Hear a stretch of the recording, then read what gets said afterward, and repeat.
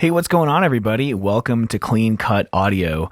My name is Tom Kelly. I'm an audio engineer, podcaster, and podcast producer, bringing you weekly videos and podcasts to help beginner, intermediate, and veteran podcasters produce better sounding shows and get them done more efficiently. This week, I'm working with a topic that is worst case scenario, something we never want to run into. What happens when two speakers are summed into one track? And especially, what do we do when their loudness, their frequency representation, when there's a big difference between these two voices? How do we fix it when we only have one single track? We're going to learn how to deal with that today. All right, let's do it.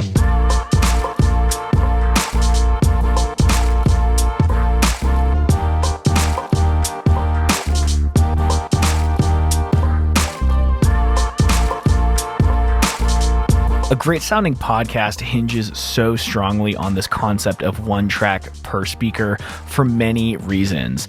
The first one being editing capabilities. If one person is coughing while another one is speaking, if that cough exists on just one track, we can delete that audio and then we don't have that distraction.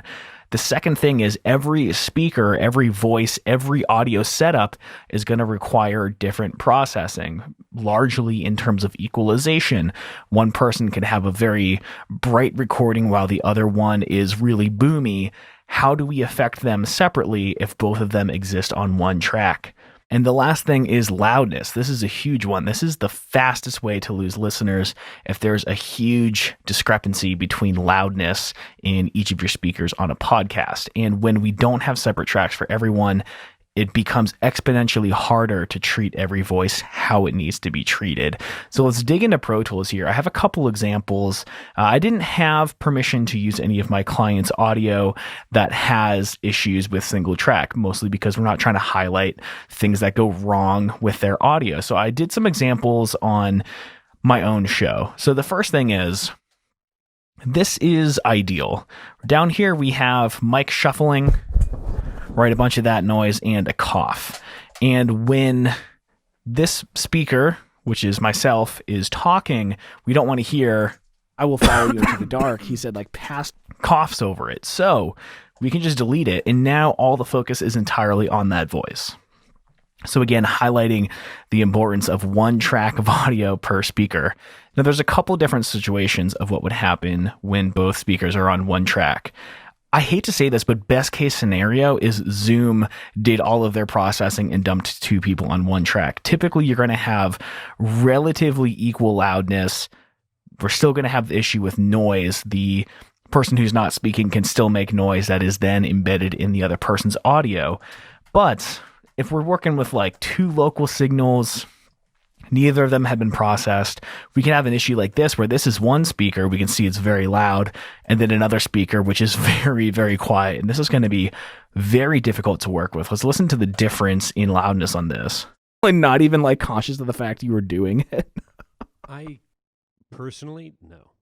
But so we can't have that in a podcast. So the best thing that we could do is something like this, where we know we have one speaker here and another one here. We can split the clips and put it down to a different track that's going to have different loudness settings on it. Even like, so we can have something like this here. Can you imagine just like pouring a song like this out of you? Like, not even like conscious of the fact you were doing it? I personally, no. But I am not surprised that it happens. So the first thing that we should do is fix it in the source. His signal is clearly too quiet, so let's raise it up for next time. That doesn't help us now when we're working with this signal. The problem with splitting a clip and putting it on different tracks, there's two problems. It's going to take a while. We can kind of work through it if we have something like strip silence, where we can clearly see there's two distinct sections here. We can identify one portion of the audio by its loudness. Let's see what we got here. You can do something like this for an entire track if it's like an hour long. Anything over 28 decibels is going to be one track. Anything under is another. And rather than strip, which is what I've done in the past, we're going to separate. And this is going to take your whole audio selection, and it's going to try to do a good job of splitting this into loud portion and quiet portion. Now we have all of these portions selected out, and we can just kind of drag them all up to a separate track that has a lot more loudness stuff going on. Again, it's going to take a very long time, and a big problem is going to be crosstalk. I've had issues in the past where one speaker was so quiet in comparison that when I raised their audio like 30 decibels, now we have the sound of the other person breathing 30 decibels louder. So we could barely hear this guy's voice, and we heard like throughout the entire track. And at that point, you may have just lost an episode, and that's very unfortunate. But something else we can do here. Let's listen to this track here that's going to have some volume discrepancies, and let's see just kind of how difficult it is to work with. All right, Pat, where do you stand on that super bold statement? My gosh. I know the intro was played, but in recording time. So he's clearly too quiet here. So we can use something like automation or clip gain to just raise the portions of the audio that are too quiet or lower the portions that are too loud to bring them closer together. So I've already done that. We can see I've lowered these 4 decibels. These are at 0. Lowered myself here at 6. My co-host is at 0. And again, this is going to take forever, but we can hear the difference. All right, Pat, where do you stand on that super bold statement? My gosh. I know the intro was played, but in recording time, I'm still sitting here. So that's going to get you a little closer to the desired result. But what we're probably going to have to do is use a lot of dynamics processing, tons of compression, and dynamic EQ in order to get these signals closer together. Now, when we're working in these really difficult situations, it's not going to be ideal, and we're going to have to be very heavy-handed, and we're going to lose some of the tonal quality and some of what is going to make this audio sound great and natural. We're going to have to sacrifice some of that in order for a more even loudness throughout. And when I'm ranking issues in the order of importance, discrepancies and dissonance between loudness is the worst thing you can have. So we're going to sacrifice some tone and quality for the sake of more even loudness. First of all, what I have here is FabFilter Pro Q3. And what I'm doing with this plugin is I'm adding a lot of dynamic EQ. We can also use, I know Waves has a pretty nice equalizer that I also own. Let's see, it is a bit cheaper than FabFilter Pro Q3. It's going to be the F6 equalizer, has dynamic EQ. And let me explain dynamic EQ a little bit. When we equalize something, we're changing the amplitude of a certain frequency range. So I know that I have more low end in my voice than my co-host does. So how do we remove my low end without affecting his too much? Well, we can use FabFilter Pro Q3 or Waves F6 in order to only affect specific parts of our frequency spectrum. So we can see right here, I'm lowering all of 132 hertz by 1 decibel, but I'm allowing FabFilter to say if there's a buildup of 130 hertz, I can cut that by up to, oh goodness, what is that, 7 decibels.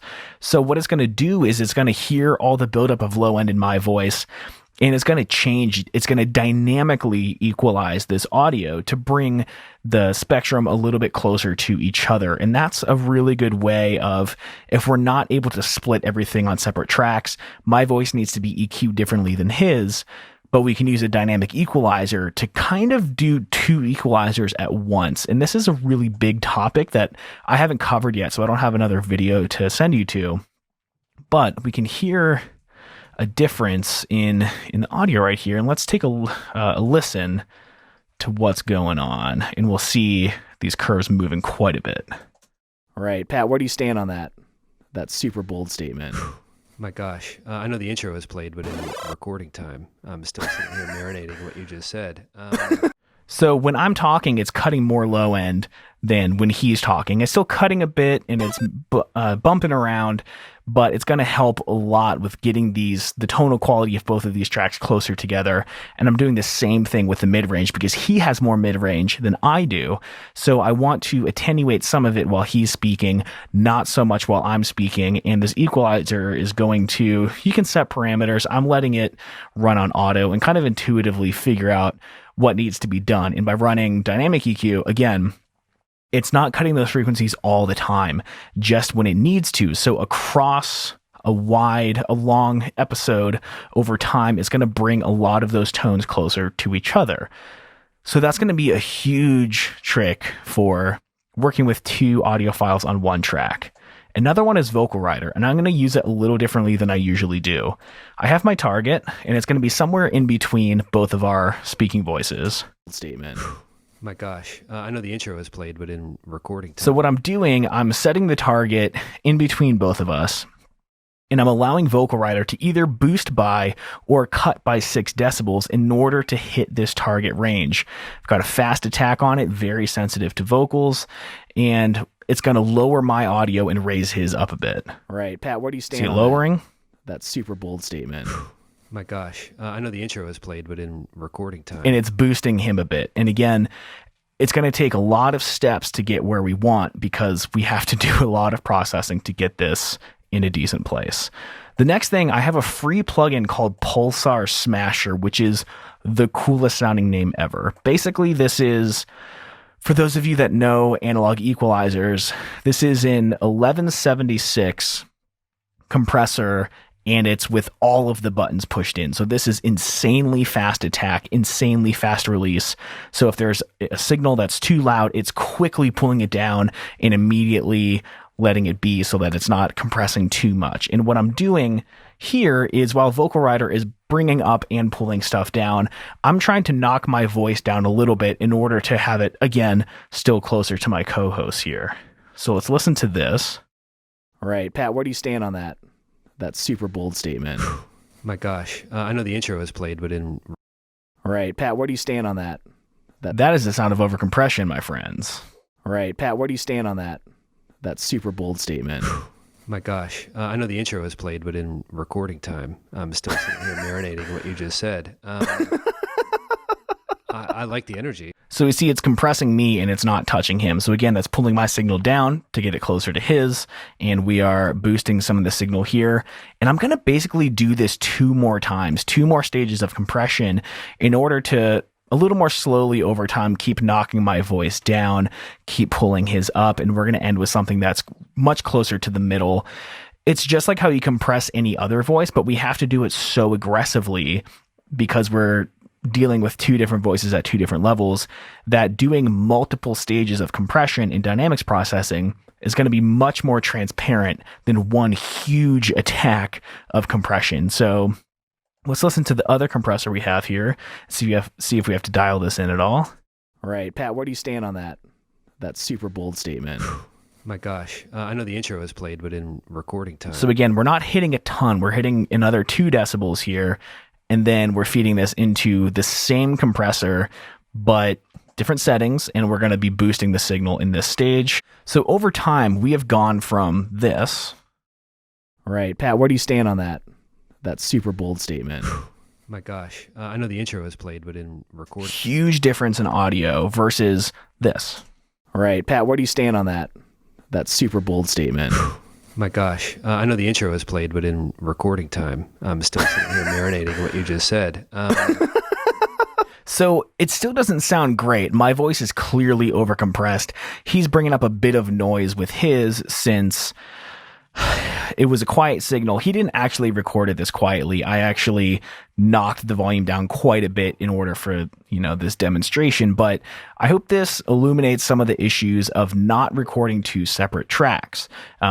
If it was just 2 separate tracks, I could boost his audio a lot. I would not have to overcompress mine, and we would end up with 2 signals that sound great, same loudness, they are equalized properly, but audio is all about compromises. And this is like worst case scenario, having 2 audio files on the same track, different loudness.